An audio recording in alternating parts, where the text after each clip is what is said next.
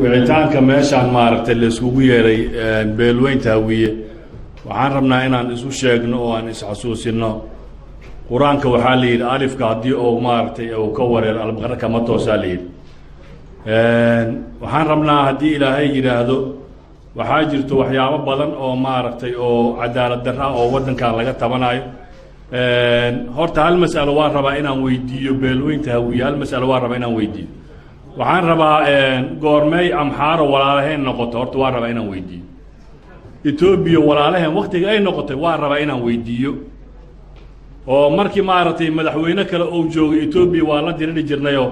afhayeenka odayaasha hawiyaan ahayo etoobiya waa diidayoo waa ay xirtay maantana wallaahi madaxtooyaday fadhiyaan gabra madaxtooyaduu fadhiyaa waxaan la yaabanaha marka hawiye maaragtay maasaa amxaaro noqday mase amxaarka hawiye noqdo su-aashaas hawiyaan rabaa inaan weydiiyo maca alsiyaasiyiin maca alcuqaal waa weydiiya taas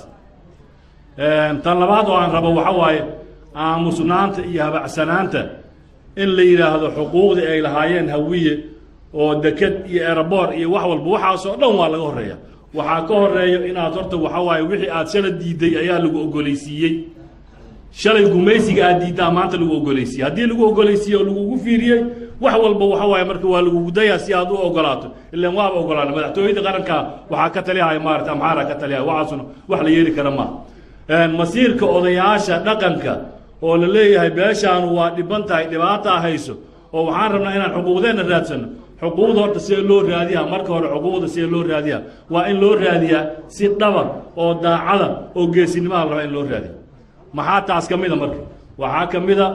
annaga deegaankan annaga aan u dhalannay oo aan leenahay kii yimaadaba xaasid oo ku yahay xamar marka xaqiisa hadduu xil waayo xaasidkan xamar xaqiisa waa hela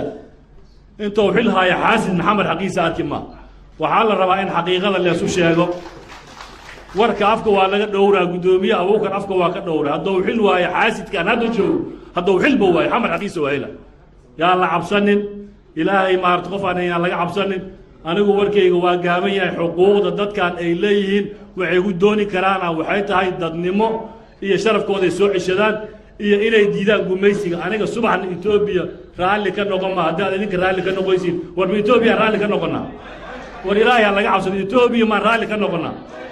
waxa aan shalay heeryada iskaaga tuurnay dagaalkii meeshaan ka dhacay 6 bilood xornimadii aan helnay habartii janday faraysan maxay tiri Soomaaliya xornimo waa ka dhacday amni la isku halay karo waa jira laakiin kii anaga aan rabno ma aanay tiri ilaahay idigu dhaariye fiiri kii anaga aan rabno ma aanay tiri markii ay arkeen inaan isu gurmahayno oo waddankeena aan difaacanay waa marka waa u jeedin heeryada waxa na saarayna waa taqaaniin waxa naga qaadayna waa taqaaniin dawladda hadda joogto oo la leeyahay dawlad waaye